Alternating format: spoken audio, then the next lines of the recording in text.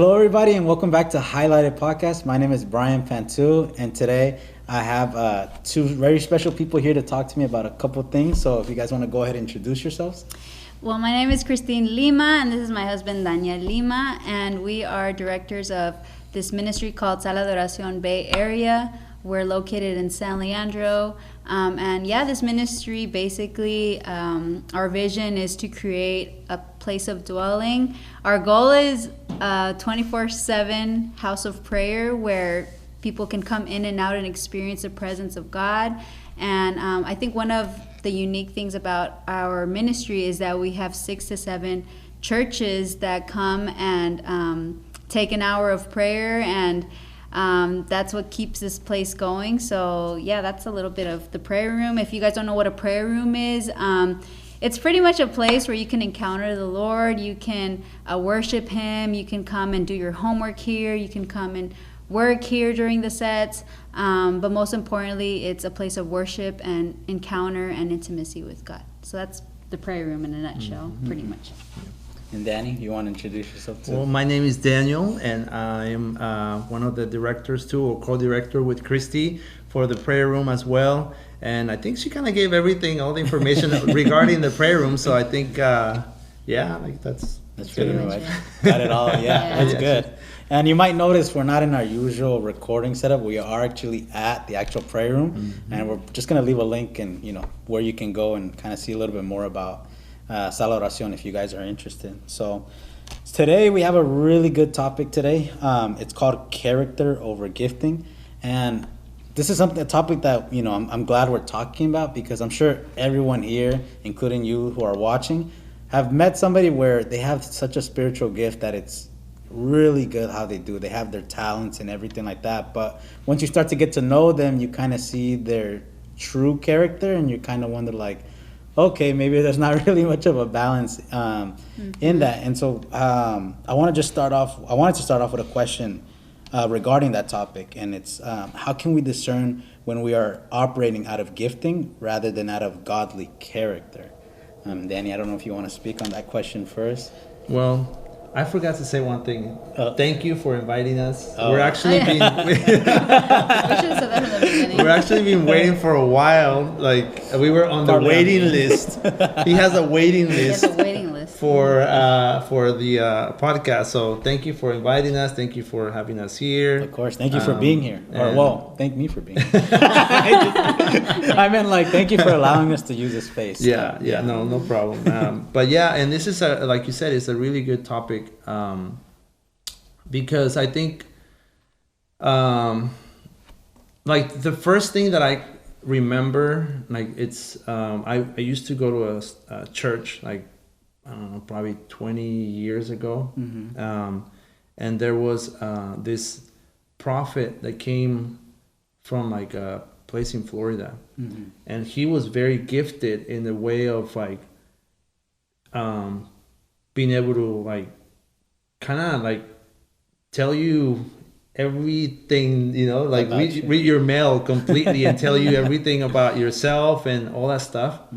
But to not make the story long, that person turned out to be someone that stole from the church, someone that hurt a lot of people, someone that even made some people get married, by just that prophecy, telling them oh, you two are supposed to be together and these things. And so he hurt a lot of people. Wow. And so you see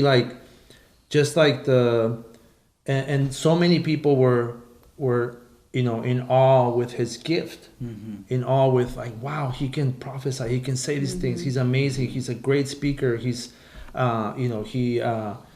he could do a lot of things, and he moved in the power, healing, all that stuff, and so that just remind us of that Bible verse in Matthew 7 where he's saying you could prophesy, you could do all these things, healing, all that stuff, but when they actually meet the Lord, God's gonna be like, I never knew you. And so what is that portal that actually has access to for the Lord to know you and really say, I know you, I know who you are, rather than what you do, because there's a big difference in what you do, your works, and who you are. And I think like that's the part, character versus gifting. Gifting has a lot to do with what you do, and character has a lot to do with who you are.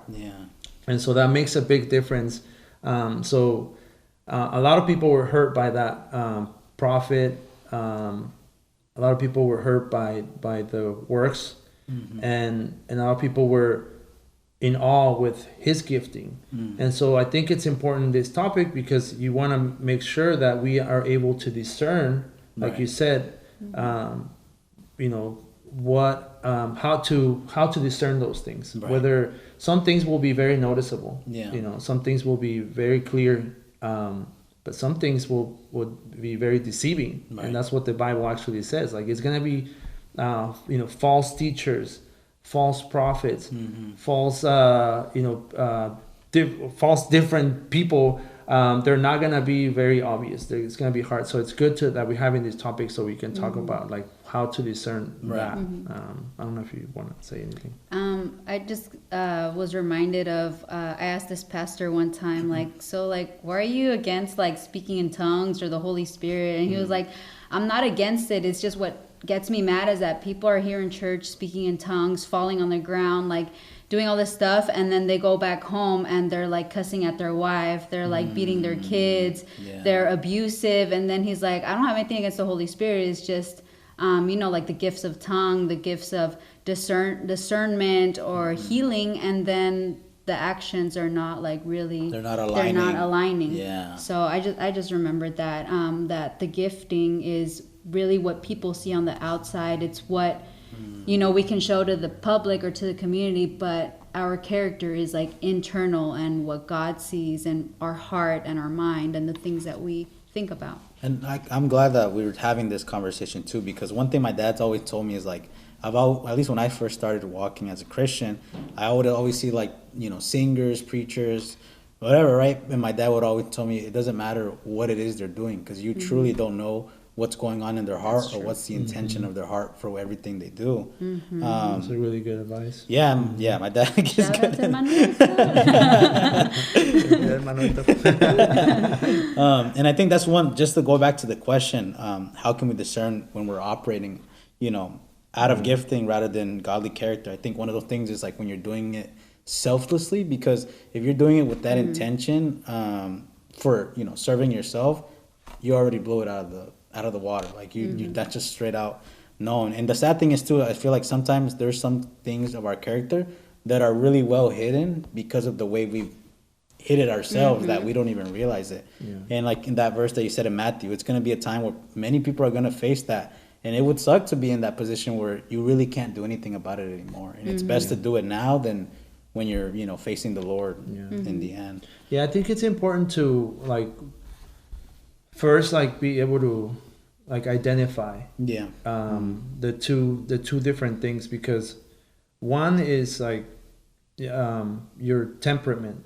Like one is if you're and that's something that you're born with, like you could be, you know, like sensitive, you could be, maybe you get angry fast, and that's part of your temperament. Like just like Peter, you know, he was one of those that are you know, that was just kind of always willing to cut the you know, the ear,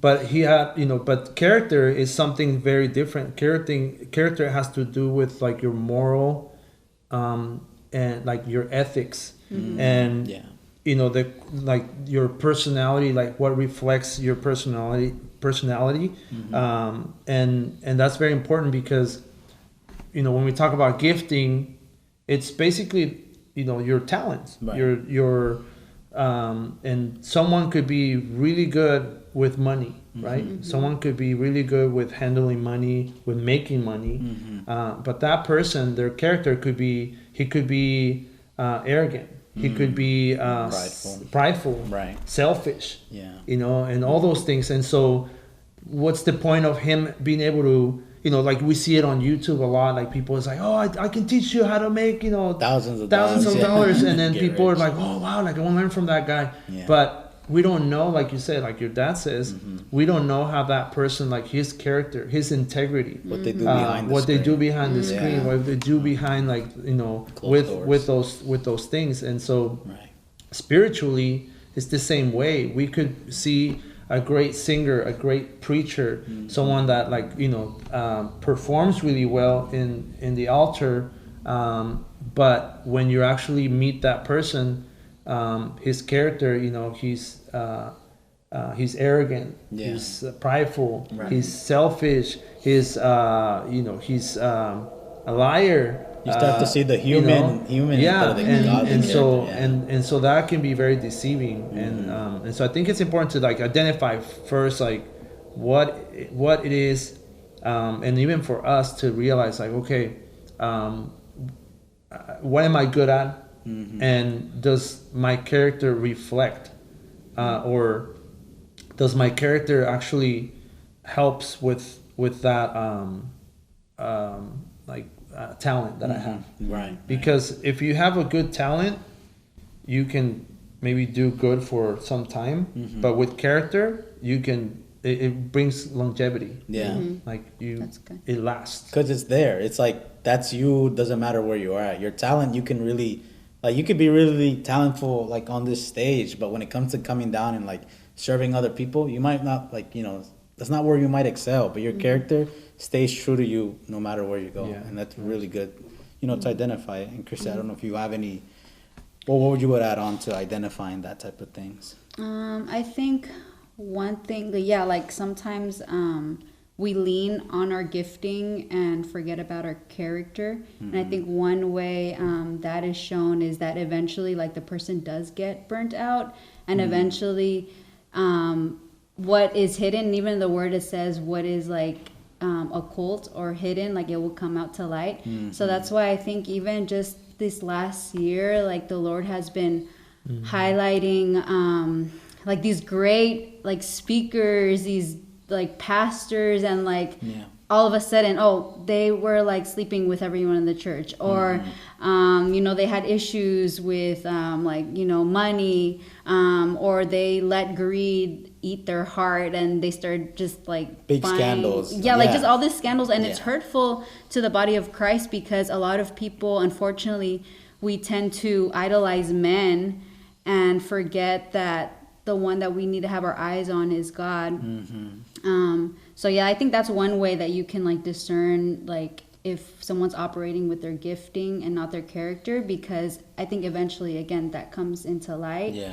And I think that's all I have to say about that. Kind of to add on what you said, one thing that I remember Danny said, like, when I first met him, like 2 years ago, I think 2 years ago, he had once said that he tells people not to, like, focus so much on him and what he does, because when you look at Danny, he's like, wow, this great leader, like, co-director of STO, he's he used to be a worship leader and everything like that, and all those are great gifts, but there might be a day where if people create, like, a sort of dependency on Danny or in anyone in general, when that person falls, that could really affect your dependency that you had, and if you didn't have your dependency on God, you can slip up really easily right behind that person. And it's really good advice. I mean, It's very easy.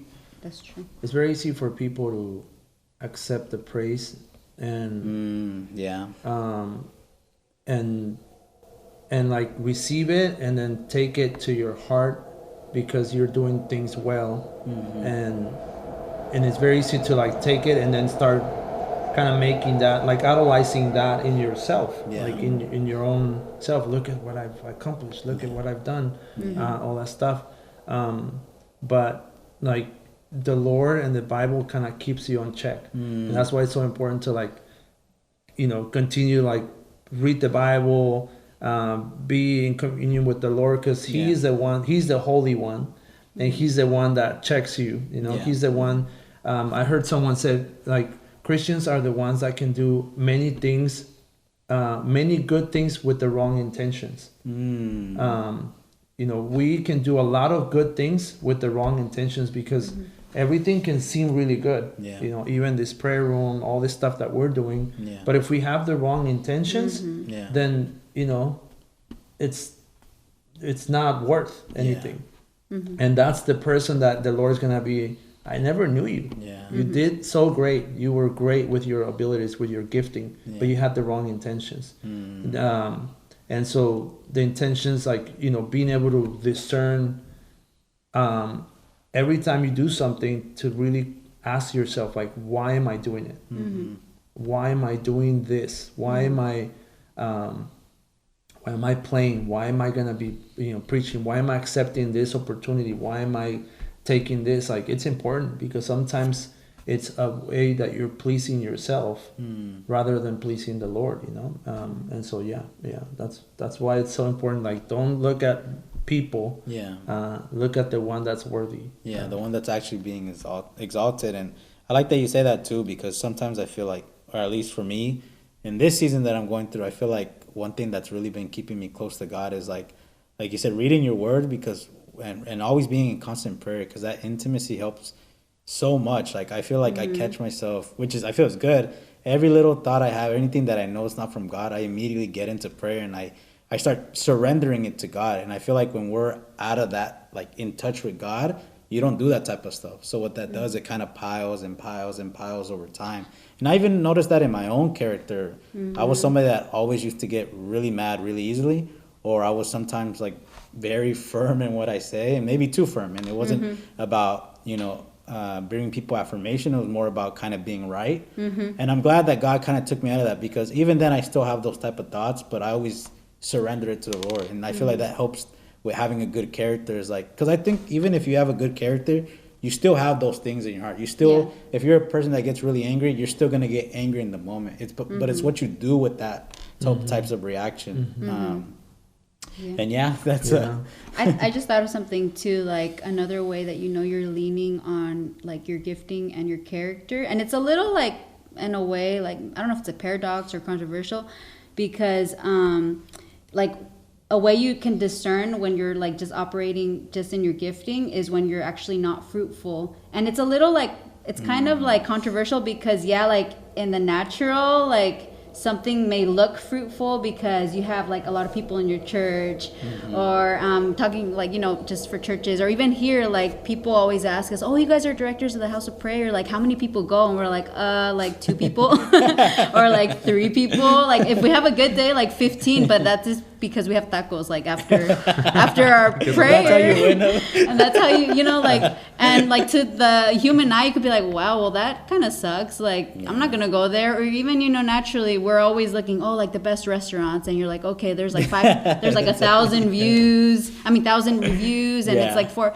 like we in a way like judge like something successful by like how big it is, or and like I think what I really like about the prayer room, it's just been like a humbling experience, because like it kind of just shows what God considers fruitful, and it's not the numbers. And you know, even in the word, like Jesus was always trying to get away from the crowds, and but that's what actual fruitfulness is, you know, when you abide in Christ and you become fruitful in a way that not everyone considers like fruitful. Just like I just thought of an example too. I remember like when we were just starting the prayer room, and like I think it was like our 2nd year in or 3rd year in, and we had just started like renting this cafe. I don't know if you guys remember, like those who were with us in the cafe that was in front of the BART station.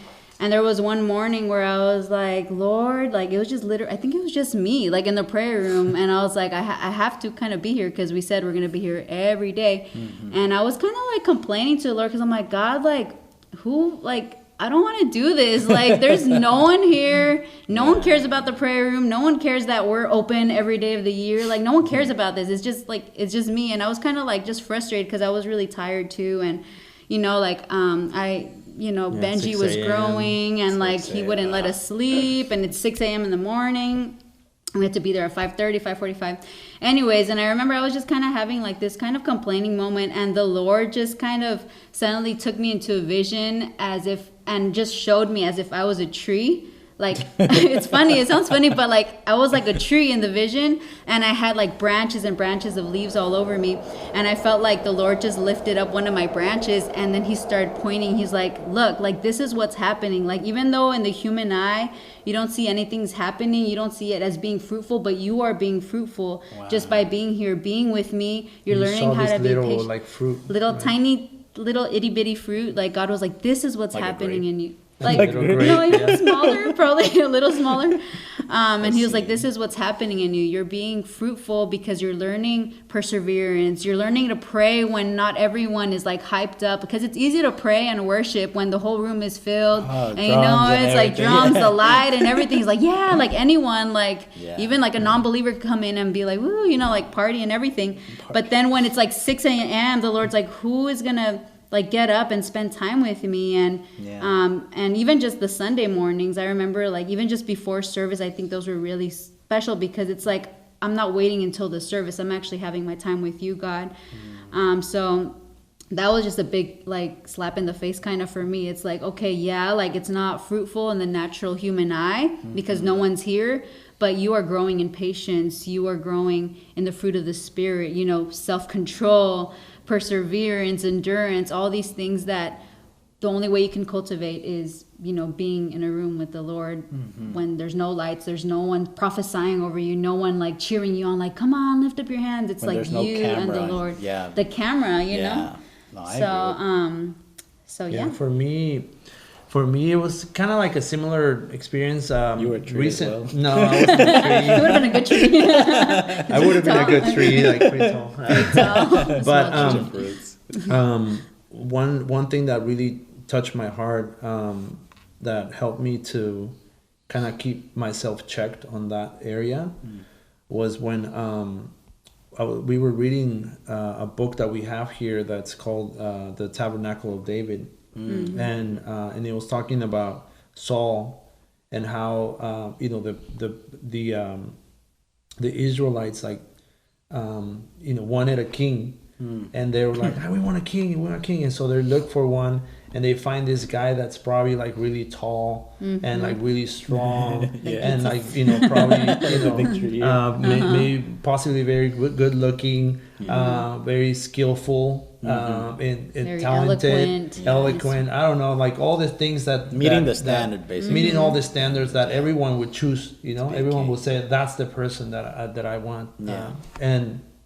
And so he becomes king, and actually God kind of like allowed it. You know, he's like, okay, well, let's give it a try. That's right. This guy, you know, let's give it a try, which is what happens to a lot of us. Like the Lord will give you a try.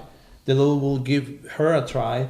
You know, all those people that feel really talented with their gifts, they'll have their chance. You know, the Lord in His mercy will be like, okay, let me check you, let me try you, let me see what you're about. And so what happens later? He doesn't meet the standards. You know, for God's standards.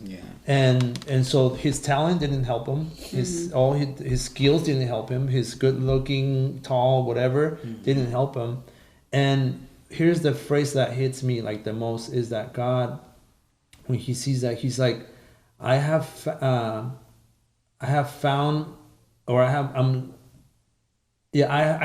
myself another person according to my heart. And when I read that portion, like it speared me, you know, because I was like, I don't want God to say that about me. You know? I don't want God to like ever see me and realize like I'm gonna look for another person. I have found someone else that it's conformed to my heart. And that hurt me because I was like, I never want to be that person that thinks that I'm like so well or in such a good position, like, oh, prayer room, all these things, but not checked in my heart. And then the Lord saying, I'm going to find another person. Because he can do it very fast. He could do it very fast and switch the whole thing around and say, I'm looking for another one. And that's really gut-wrenching because like you think you're doing a good job. In reality, you're not meeting the standard that God would have wanted you to have. And I think like you said, it's God's mercy, because something I've heard too is like it's either God's perfect will or it's God's grace. We go and jump and do things and it comes out great, but it's not because we're the ones causing it to be great, because God's having grace over our lives and over our steps. And that's pretty and then with that, it really kind of made me really start checking my heart and really start making sure, like, God, like, I don't want to be that person. I don't want to be that person. Right. I'm constantly checking, like, making sure that the intentions of my heart, like why I'm doing things. And even sometimes, like, there was a point where even now I'm being like obedient to the Lord, where He's telling me, like, I don't want you to kind of expose yourself. Like, I don't do a lot of stuff, like, to like promote ourselves. We don't do that. Like, even in the prayer room, we do very little promoting when we do an event or something. But He's, the Lord's, been very intentional about that. Yeah. And so we want to keep that, like, saying, like, if that's what you want, we'll do that. But also, I wanna talk to the people that are maybe they do have the character. Maybe they do, those Davids that are waiting on the list. Right. Those Davids that are actually in the secret place, developing their character. Yeah. And they may feel they don't have the talent. They may feel like they're kind of on the other side, where maybe they don't have the talent like the other person, but they're actually have their heart checked. And I want to talk to those people, because if you're one of those, like, it's important to remember, one, that all this stuff that you're being trained by God. Like, He was in the secret, fighting lions and bears and shepherding, all that stuff. It's all preparation for the moment that the Lord is going to propel you, the moment that the Lord is gonna highlight you. Right.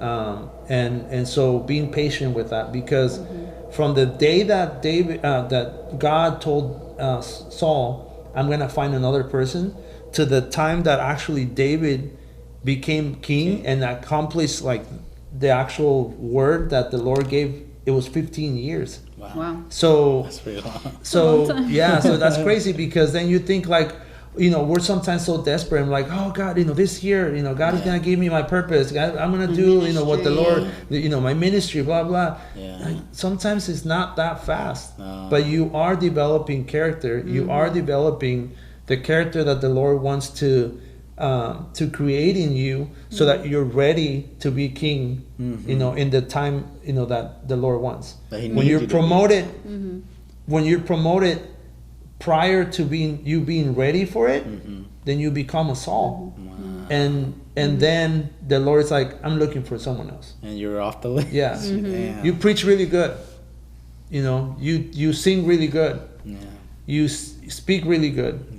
But that's nothing, I'm gonna look for someone else. Yeah. And I think that's the phrase that really got me to really think, like, I don't want to hear that word. I don't want to hear those words from the Lord. Yeah. I'd rather be that David that is patient and is battling their little battles, and in time. But there will be a moment where God is going to be like, now is the day, and that's His time. Yeah. 15 years from now, maybe. Yeah. And I think that's one thing to add to your character is patience. Like, not being so quick to rush to something. My mom was telling me a couple of days ago that prophecies aren't always meant for now. And it's true.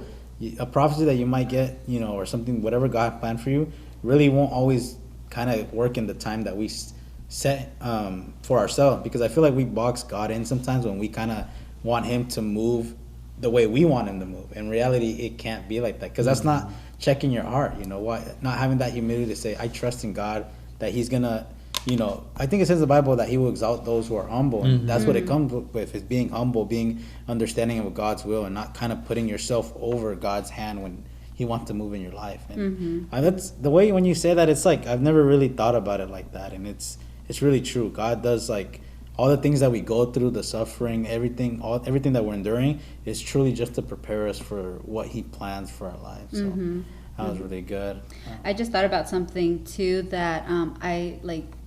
These are things that we're always talking about, I feel like, with people here. And I'm just reminded that the power is in the character and not actually in the gifting. And, you know, Jesus, like, he's the perfect example. He's a perfect leader. He operated first in compassion, in mercy, and that's how, you know, he shepherded the people. That's how he healed people, because he was moved out of compassion. And I remember, I can't remember exactly where I heard it from, but I remember that there was someone talking about, like, they were like in church.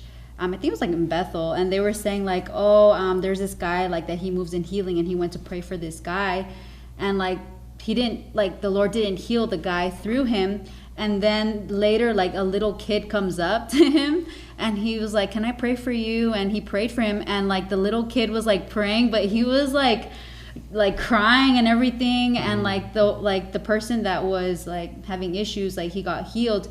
And I don't remember if it was God or the person that said like, well, the reason why he got healed is because the child prayed out of compassion. Like, he was like, just take away the pain, you know, like.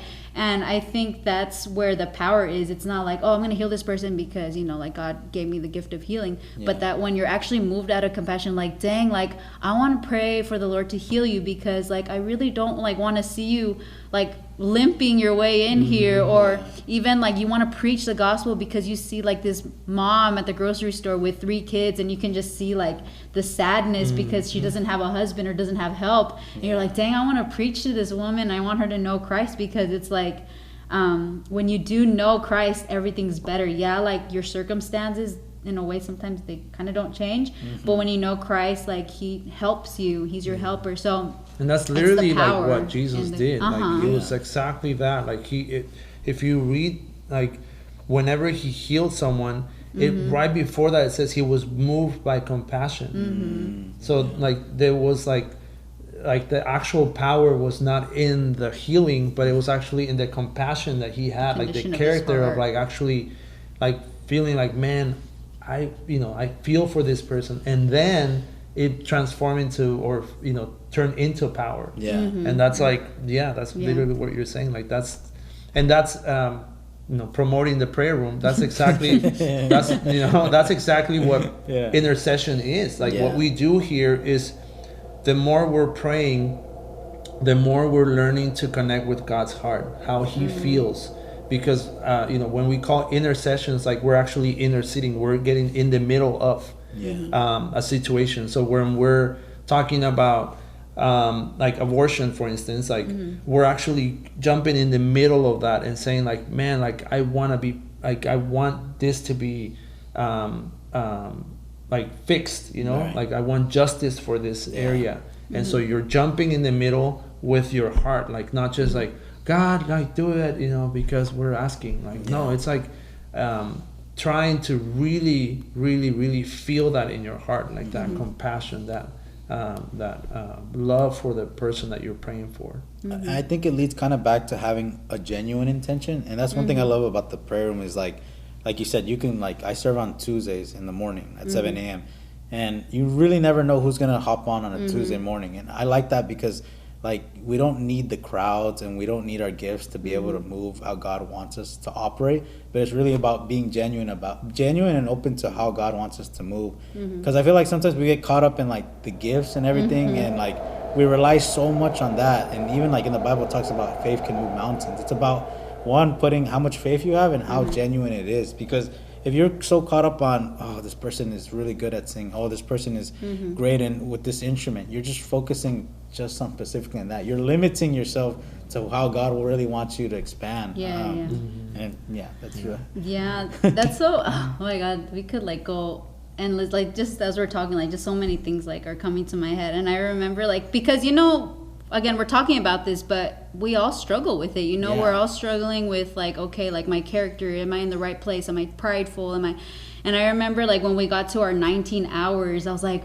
oh my God, like, I want the whole world to know, like, the prayer room, we're praying 19 hours a week. Like, that's crazy. Like, live worship, live intercession. Like, I'm just like, I think we should all, like, get an applause for that, because it's not easy, or, like, pat in the back.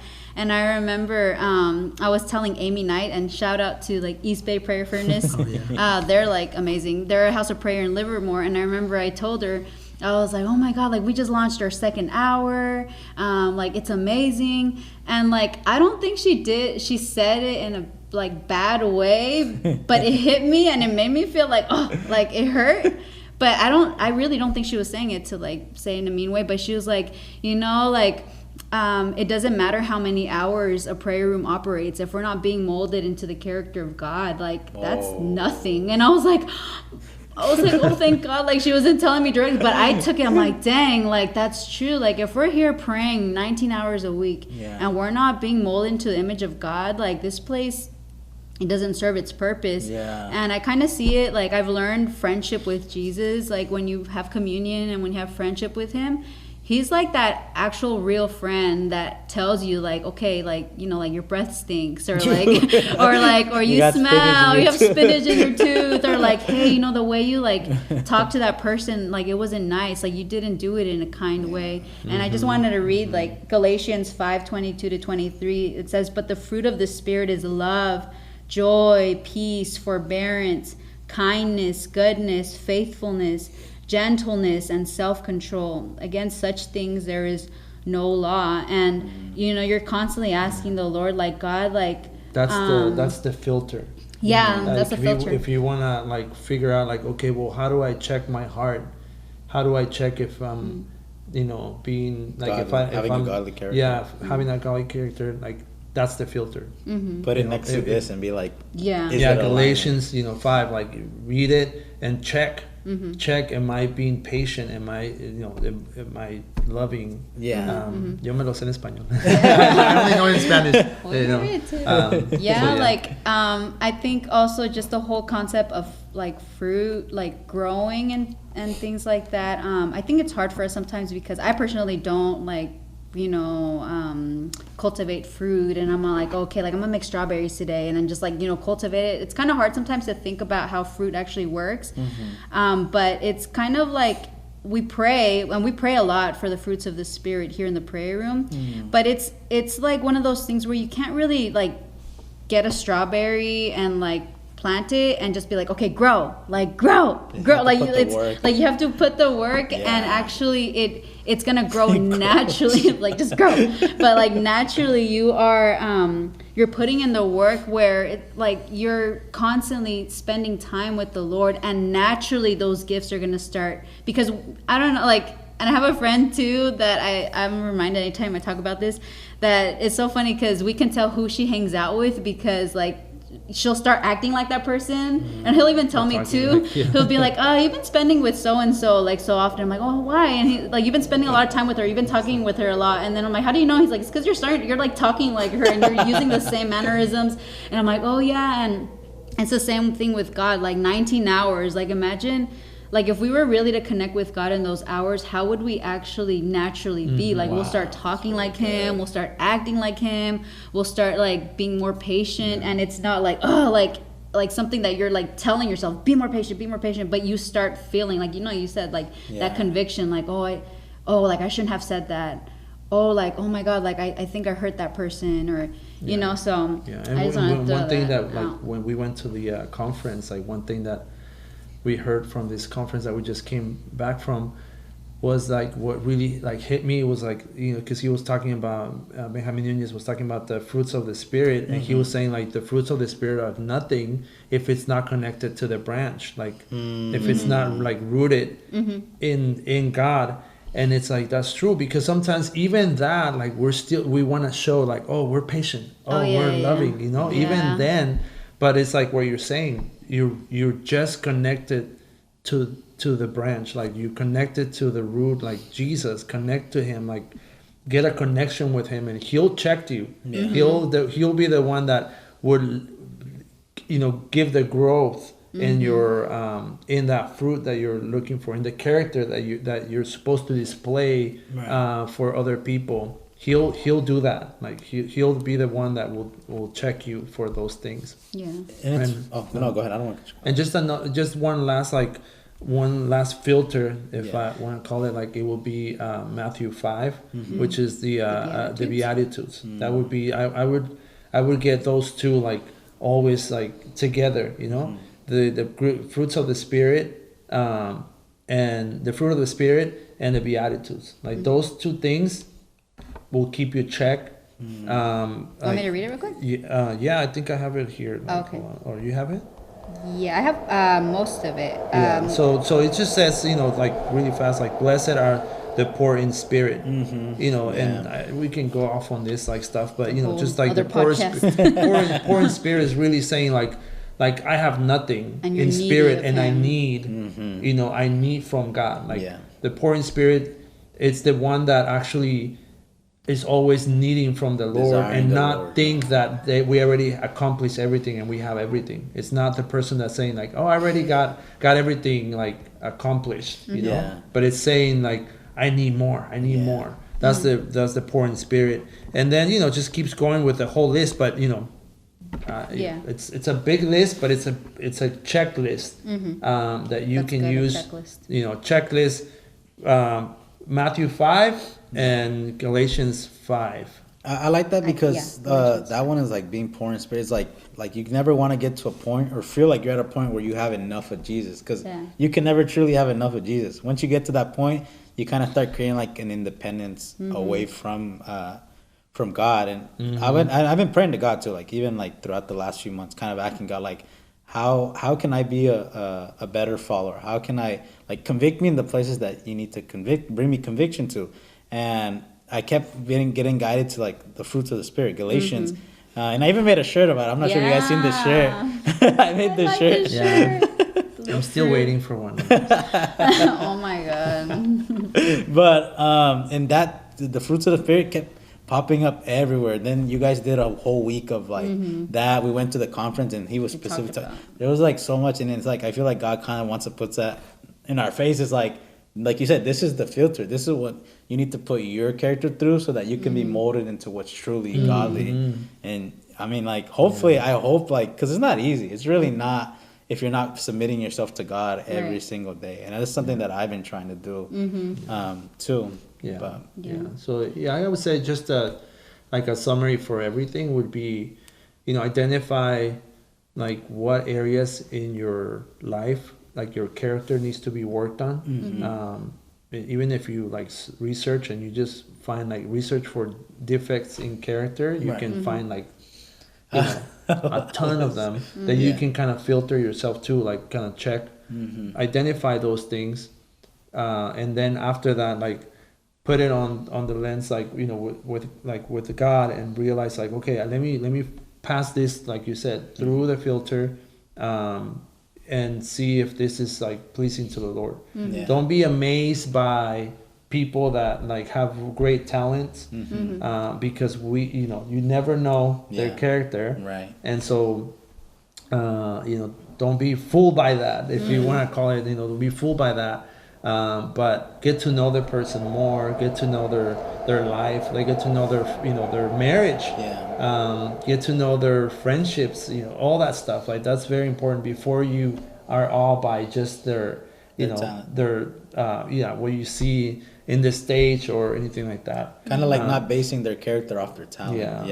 And then if you're a person that like you actually feel like you're working on your character and you're just like, well, where's my time coming? Like just be patient, because it'll take some time, but it'll happen at some point. The Lord's I always tell people the Lord is more interested than even we are that we accomplish the purpose of for what we were created for. Like we all know that He didn't create us for like nothing, and so He's more interested than we are that we accomplish that.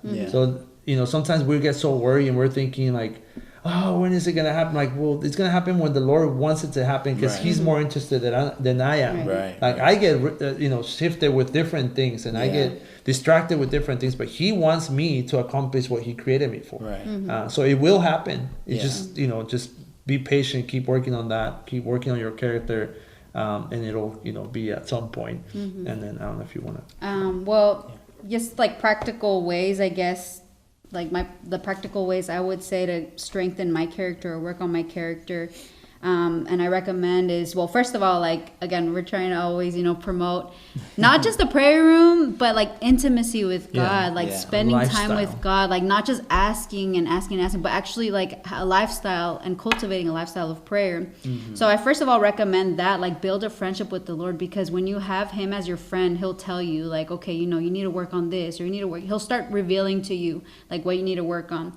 So, and then second thing is like in that time of intimacy, like pray for yourself. Like, and can I just say something about that? Okay. Sorry, because like sometimes like, like what you just said about like friendship with the Lord. Yeah. Mm-hmm. If all you're hearing from the Lord is like, oh, I love you so much. Oh, I that's great. Mm-hmm. That's good. But I don't know if that's like, if you are filtering his own words, sometimes like we can be filtering the words, like his word has like a lot of stuff, right? Yeah. And he will keep us on check. Mm-hmm. But sometimes we just want to read the ones, the prosperous ones that, the ones that we like, which is another character issue. Yeah, exactly. Yeah. And so if you're hearing from the Lord, but all you're hearing is the good things, like, I don't know if you're really hearing right, like if you're paying attention, or if you're filtering his own words, because when he's a friend, he'll tell you, because he wants you to be better. Yeah. And there is a lot to be better. Yeah. And so I just want to say that, like, don't just want to cut you off too. Yeah, sorry. No, it's good. Sorry. No, it's really good. That's true. That's really good.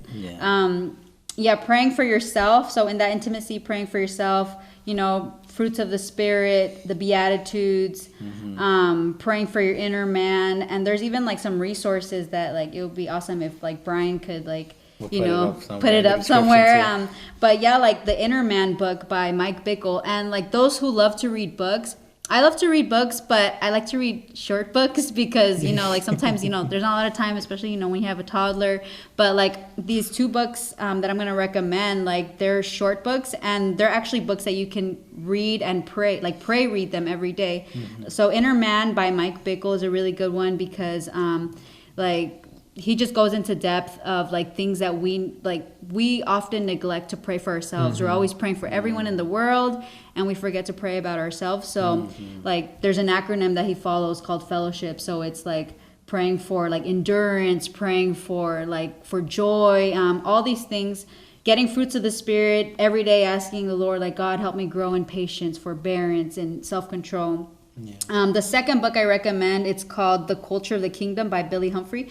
And then like these two people are House of Prayer people. So like I feel like they have a lot to say because they're in like hours and hours and hours, like probably 2 to 4 hours a day in the prayer room. So you can imagine like the insight and like what they have to say, spending so much time with God. But yeah, The Culture of the Kingdom. So that is focused on the Beatitudes. And I really like how he goes into depth of each one and allows you room to pray for them, pray for those over your life. And they're short. So it's a short book. And then the third like resource that I have, actually I have 4, but the third one is Emotionally Healthy Leadership Podcast by Pete Scazzaro. So he has a book, he has a podcast all about emotionally healthy leader, like learning about your defects in character is really good. And then the fourth one is... And that one has like emotional healthy leader for men and for women. So if you're specifically want to get like a specific like area in your life that you want to work on, like, the women will touch more. We have extra character defects. The men book is like, the women is like this big. And it's emotionally healthy catalog. There's editions. Yeah, so that's Emotionally Healthy Leader. Awesome. Like that really, even just if you can't read, like hear his podcasts. Yeah. And the fourth resource, which is something that I really recommend too, do an inner healing. Like go to your church, local church, see if they're offering. There's some churches that offer like their personal inner healing. There's churches that do Celebrate Recovery. And then there's another church in LA called Houses of Light, and they have this program called Casas de Restauración, so people that just speak Spanish. And you can do it through Zoom. It's Thursdays and Fridays. There's a wait list for that, so I really recommend if you guys want any information on any of the resources, you could just like... Which we're preparing to like hopefully launch at some point one of the, inner healing programs. Casas de Restauración. Yeah, an inner healing program, because we realize how important that is for people to like, check their character in different areas. Like, man, so it's very profound. Like pride, like roots of pride, unforgiveness, all those, like they form like defects in our character. So if that's not healed, like that's why there's some people that are just super, super prideful, because like when they were kids, like they were like bullied and they just want to show like, no, I can do it. It goes into depth. Well, how it stems and everything. How it stems out. And yeah, I guess what I would recommend too is like also asking God to kind of reveal what's hidden, like you said, what's really rooted in there, because a lot of those defects do come from past, like when you were traumatized, when you went through something really hard. And then I also recommend like having accountability, like you were saying, like friendship with Jesus, because if somebody's truly your friend, like in this case Jesus, he'll tell you or convict you, hey, this wasn't right. And I feel like as having friends and having family, if you truly love that person like we say we do, we got to have that same love to tell them, hey, I don't think you're doing well in this. Not judge them, but kind of help them and be open to correction as well. Because if you're not open to correction, then can you really be convicted in a way? That's good. That's true. And I guess that's all I pretty much would recommend. I don't know if you guys have anything else or... No, I mean, we can go on and hours on this Part stuff. 2. I'm just kidding. No, this was good. But thank you for inviting Thank you us. for having us. Oh, thank you for being here. Like I said, this is what the podcast is about. It's kind of just getting perspective of so many different people, and I'm glad we were finally able to set a date and do it. And do it. It's been a while, but thank you so much. Thank you everybody who's watching us as well. We appreciate the support and those who are always watching. And yeah, hopefully we're going to be coming out with a new shirt as well. It's called Fruit of the Spirits. You might get yours pretty soon. Fingers crossed. But yeah, so thank you for watching. And hopefully you guys, what we said here really touches your heart, or you can also apply it into your life as well. So thank you so much, and we hope you have a great day. Bye-bye. Thank you.